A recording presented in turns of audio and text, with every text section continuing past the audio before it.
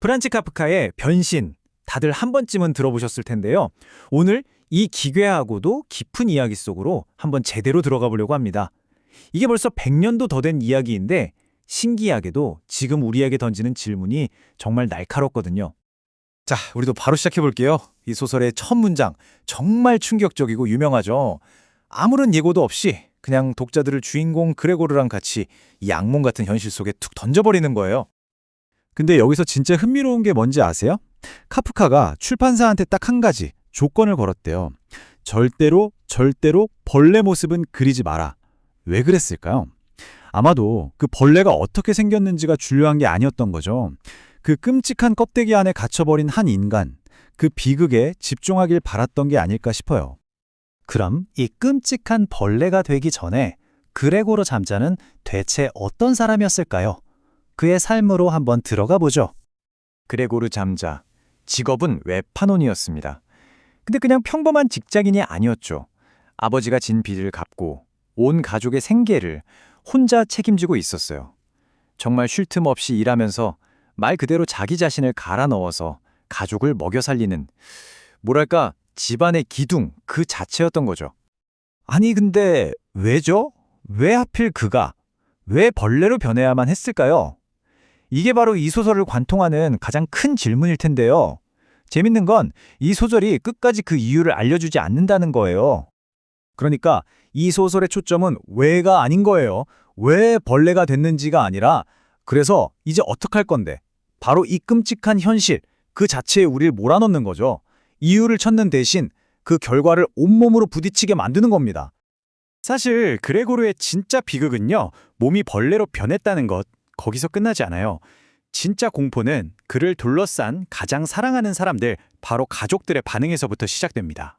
자, 가족들을 좀 볼게요. 주인공 그레고르는 이제 벌레가 됐죠. 원래는 가족을 먹여 살리던 사람이었는데, 그리고 여동생 그레테, 처음에는 그를 돌봐주는 유일한 희망이었어요. 그리고 권위적인 아버지와 아들을 보고 안타까워하면서도 두려워하는 연약한 어머니. 이 인물들의 관계가 정말 처참하게 무너져 내립니다. 그게 이 이야기의 진짜 심장부예요. 특히 여동생 그레테의 병화가 정말 가슴 아파요. 처음에는 오빠가 좋아하는 음식을 챙겨주고 방도 치워주고 유일한 소통 창구였거든요. 그런데 시간이 지나면서 그 보살핌이 점점 귀찮음으로, 나중에는 혐오로 변해버려요.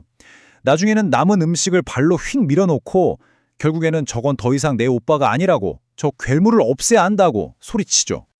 아버지는 어땠을까요? 연민? 전혀요. 아버지는 그레고르를 보자마자 분노하고 공격합니다. 심지어 사과를 던져서 그레고르의 등에 박히게 만들어요. 이 상처는 끝까지 아물지 않고 썩어 들어가는데 이건 그냥 몸의 상처가 아니에요. 아버지에게 받은 거부, 그 폭력의 낙인이었던 거죠. 결국 그레고르의 몰락은 이렇게 진행됩니다. 먼저 방 안에 완벽하게 고립되죠. 그리고 아버지에게 씻을 수 없는 상처를 입고요. 결국 가장 믿었던 여동생에게 괴물이라는 말을 듣고 완전히 버려집니다. 그리고 영양실조와 상심 속에서 홀로 죽음을 맞이하죠. 생각해보면 그는 벌레가 돼서 죽은 게 아니에요. 가족에게 버림받아서 죽은 거죠. 여동생 그레테가 했던 이 말이 모든 걸 보여줍니다. 우리는 적을 없애버려야 해요. 그게 유일한 방법이에요, 아버지. 저것, 한때 오빠였던 존재가 이제는 치워버려야 할 것이 되어버린 순간이죠. 소설의 마지막은 정말이지 소름 끼치도록 차가워요. 그레고르의 시체가 하녀의 손에 쓰레기처럼 치워진 후에 가족들은 뭘 했을까요? 슬퍼했을까요? 아니요. 엄청난 안도감을 느껴요. 그리고는 다 같이 교회로 여행을 떠나서 밝고 희망찬 미래를 계획합니다. 와. 자, 줄거리는 여기까지고요. 그럼 이제부터가 진짜 중요한 질문이겠죠. 이 기괴한 이야기는 도대체 우리에게 뭘 말하고 싶은 걸까요? 이 소설이 정말 대단한 건 딱 정해진 답이 없다는 거예요. 그래서 정말 여러 가지로 해석될 수 있죠. 예를 들어 더 이상 돈을 벌어오지 못하게 된 노동자의 가치는 뭘까?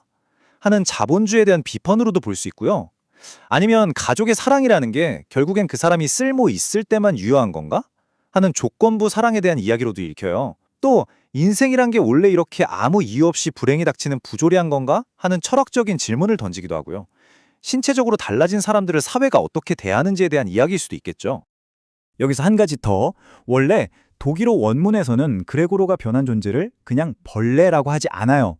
운게치퍼라는 단어를 쓰는데 이게 그냥 곤충이라는 뜻이 아니에요. 이건 해충, 그러니까 제물로 바칠 수도 없는 더럽고 불결한 동물을 뜻하는 단어예요. 의미가 확 달라지죠. 그냥 모습만 변한 게 아니라 존재 자체가 가치 없는 것으로 전락했다는 걸 암시하는 겁니다. 자, 그럼 이런 끔찍하고도 키 큰 이야기를 쓴 작가 프란츠 카프카는 대체 어떤 사람이었을까요? 그의 삶을 잠깐 들여다보죠. 카프카는 1883년 프라하의 유대인 가정에서 태어났어요. 그의 삶도 작품처럼 순탄치만은 않았죠. 낮에는 보험회사에서 평범한 직원으로 일하고 밤에만 몰래 작가로 살았던 이중 생활을 했어요. 변신이 1915년에 출간됐고 결국 그는 평생 앓던 결핵으로 1924년 40이라는 젊은 나이에 세상을 떠나게 됩니다. 그런데 정말 놀라운 사실이 있어요. 카프카는 평생 불안감과 소외감에 시달렸다고 해요. 그래서 죽기 전에 친구인 막스 브루트에게 자기가 쓴 원고를 출판되지 않은 건 전부 다 불태워달라고 유언을 남겼어요. 만약 친구가 그 유언을 시켰다면 우리는 성, 심판 같은 그의 위대한 작품들을 영영 못 봤을 거예요. 정말 다행이죠? 자, 이렇게 100년도 더 된 이야기가 놀랍게도 바로 작년 2023년 한국에서 다시 소환됩니다. 혹시 바퀴벌레 챌린지라고 들어보셨어요?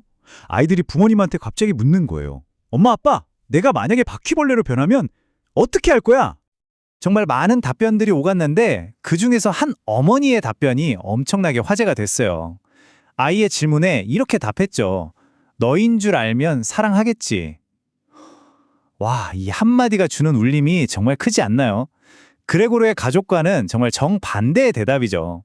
어쩌면 이게 카프카의 질문에 대한 가장 따뜻하고 희망적인 대답이 아닐까 싶어요. 결국 100년이라는 시간이 흘렀지만 우리는 여전히 카프카가 던졌던 그 질문을 똑같이 던지고 있는 것 같아요. 그래서 이 이야기는 우리 모두에게 마지막으로 이 질문을 던집니다. 만약 당신이 더 이상 지금처럼 쓸모있는 존재가 아니게 된다면 그래도 지금처럼 사랑받을 수 있을까요? 한 번쯤 깊이 생각해보게 되는 질문인 것 같습니다.